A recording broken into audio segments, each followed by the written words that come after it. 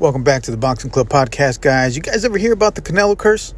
Let me tune you in. So back in 2012, there was this thing going on about Canelo Alvarez called the Canelo Curse, that if he showed up to your fight, something would go wrong. And it started with Paul Williams. Paul Williams was scheduled to fight Canelo Alvarez in 2012. And right before that fight, he gets in a motorcycle accident and gets paralyzed from the waist down. If you don't know that, Paul Williams today is in a wheelchair, and just months before the fight with Canelo Alvarez. So that leaves Canelo with no opponent.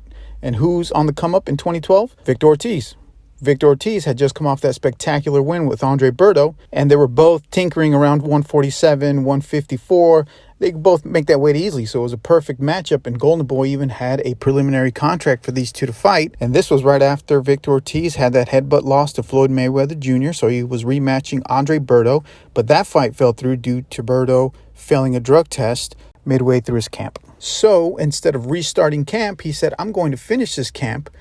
I'll get a guy that'll step in on 2-week notice, maybe a guy from Riverside, Josesito Lopez. I'll fly through him, and then we'll get back to business, and I'll fight Canelo Alvarez in September. So he took the fight with Josesito Lopez. Guess who was in attendance? Canelo Alvarez, because he was scheduled to fight Victor Ortiz next. And guess what happens in the 9th round?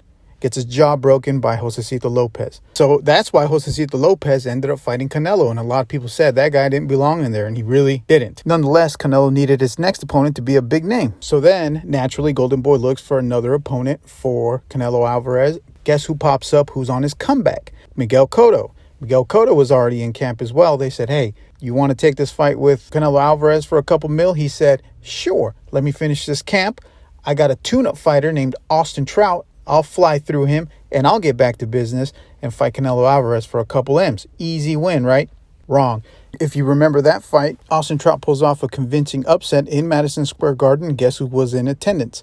Canelo Alvarez, scouting Miguel Cotto. Now, that's why Austin Trout got the Canelo fight, although he lost. But thinking back on these guys' careers, Paul Williams is in a wheelchair, unfortunately. Victor Ortiz was never the same again and fell in a downward spiral in his career and never really recovered. Then Miguel Cotto took a few tune-up fights and 2 years later fought Canelo Alvarez and lost. And then had another 2 fights, lost the second one, and then retired. But through all that, Canelo Alvarez, right after Shane Mosley, fought Josesito, wasn't supposed to, fought Austin Trout, wasn't supposed to, and then took his first loss to Floyd Mayweather Jr. And that was his first loss after giving all that bad luck to this supposed Canelo Curse to all these boxers. Took his first loss after all that stuff to Floyd Mayweather Jr., and the rest is history. But that's what people claim is the Canelo Curse. He showed up to these guys' fights to scout them, gave them a little juju, a little bad luck, and then took his first loss after all that stuff. So it kind of makes sense if you really think about it, but what are your thoughts? Comment below.